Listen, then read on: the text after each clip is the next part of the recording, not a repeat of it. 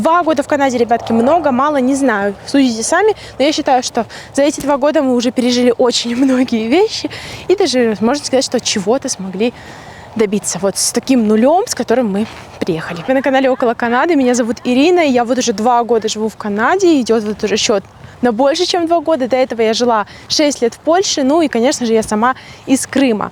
Мы с моим мужем приехали в Канаду только 2 года назад, у нас был ребенок, уже тогда ему было 7 месяцев, и мы начали вот такой вот старт, новую жизнь в Канаде. И вот в этом видео я хотела бы вам рассказать о том, что, собственно, произошло за эти 2 года, есть ли чем мне похвалиться, да, что-то хорошее я смогла сделать за это время. И уже я буду спойлерить, что да, за эти 2 года, честно говоря, жизнь изменилась, я считаю, к лучшему. Есть небольшие минусы, о которых я обязательно скажу в этом видео, но большинство вещей, которые происходят со мной тут в Канаде, они, можно так сказать, ведут к успеху. И то есть уже видно, что есть определенный успех во многих аспектах жизни. Спасибо вам большое, что вы со мной. Спасибо, что оставляете ваши комментарии. С последнего видео у вас было очень много комментариев. Я читала их, я видела много поддержки, я видела какую-то небольшую критику. Я к ней отношусь совершенно нормально. Я рада любому вашему мнению, потому что я считаю, что какой-то камбэк, да, это прекрасное средство, чтобы посмотреть на себя со стороны. Начнем с того, что, приезжая в Канаду, у нас были определенные профессии, точнее, у моего мужа, он был инженером, он закончил высшее образование и в Польше работал как sales management инженер, и вот, а здесь уже, к сожалению, на данный момент такую же профессию получить он не может, потому что нужно получать канадское местное образование. Но все же он устроился на первую работу на руфинг, это крыши, и проработал там полгода. На самом деле работа достаточно жесткая, поэтому не всем советую, очень сложно, очень холодно и платят не так много, $25 в час платили. В общем, такое себе. И он с этой работы ушел. Я по профессии, я не получала высшее образование, но я, можно так сказать, у меня было два источника дохода в Польше. Это косметические услуги, которые я предоставляла, а также это был мой YouTube-канал, который я вела достаточно долгое время на польском языке, который был достаточно успешный. То есть я получала выше средней зарплаты в Польше с этого всего, и я была довольна. Но жизнь менялась, все менялось. У нас появился ребенок, началась война, к сожалению, и нам пришлось уезжать. И, в общем-то, мы выбрали уехать в Канаду. И здесь я с таким, можно сказать, крупным нулем, потому что в целом все окей. Типа я была блогером какое-то время, какие-то косметические услуги я делала, но сильно это не пахивало чем-то прям высоким и с большим заработком, поэтому мне пришлось искать по-новому. Конечно же, не стоит забывать о том, что мы приехали сюда с маленьким ребенком, и мне пришлось более чем 1,5 года сидеть с ребенком, в таком, может, получается, в декрете. И я сидела в целом в этом декрете. И что тут жаловаться, да, мать, так сказать, должна. Честно говоря, в первый год я могу сказать, что у меня была какая-то депрессия, потому что это новый язык, новый мир, отсутствие друзей, плюс гормоны, как у молодой матери, кормящие еще тогда. Вот, поэтому было достаточно сложно. Я сейчас, кстати, иду по райончику, вот здесь домик есть. Как всегда, мои любимые мусорки.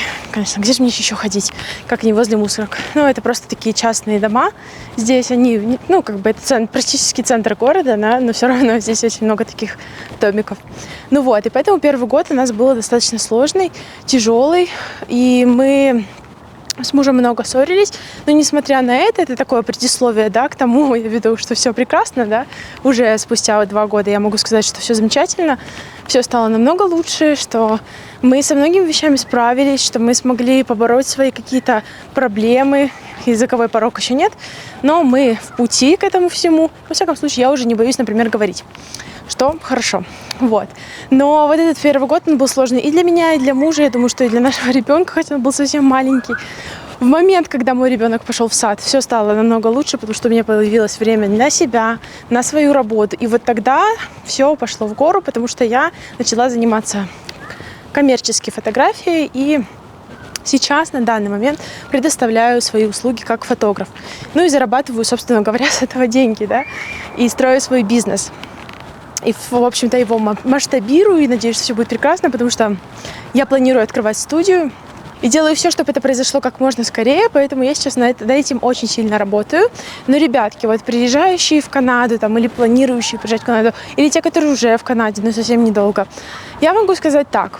вот честно и по правде, да, что здесь людей очень часто пугают и говорят, что, ну вот, ты должен пойти на такие работы, которые прям самые жесткие. Может быть, в начале и да.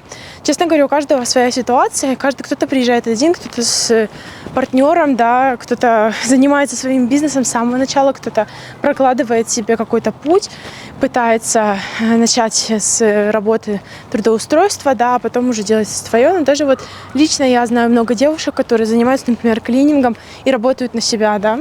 То есть они открыли как мини-частное предприятие, индивидуальный предприниматель, и они не работают, не знаю, за $20 в час.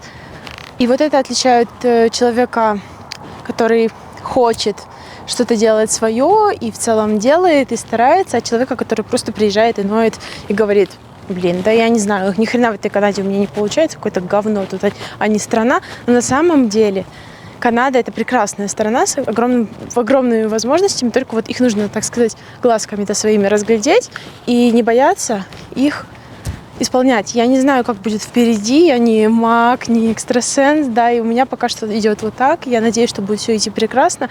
Я стараюсь от себя лично прикладывать максимум усилий, чтобы все так и шло.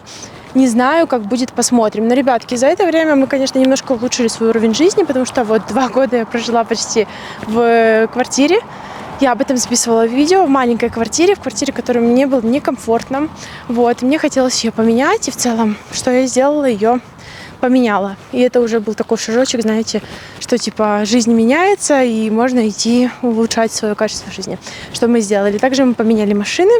То есть, когда увеличивается поток заработка, конечно же, нужно стараться деньги откладывать, но также нужно не забывать о том, что мы покупали, например, машины немножко бэушные, и они в любой момент могут нас подвести, поэтому мы стараемся максимально быстро сплавить то, что уже как бы, ну, мы считаем, что не сильно актуально для нас, да, чтобы приобрести что-то получше.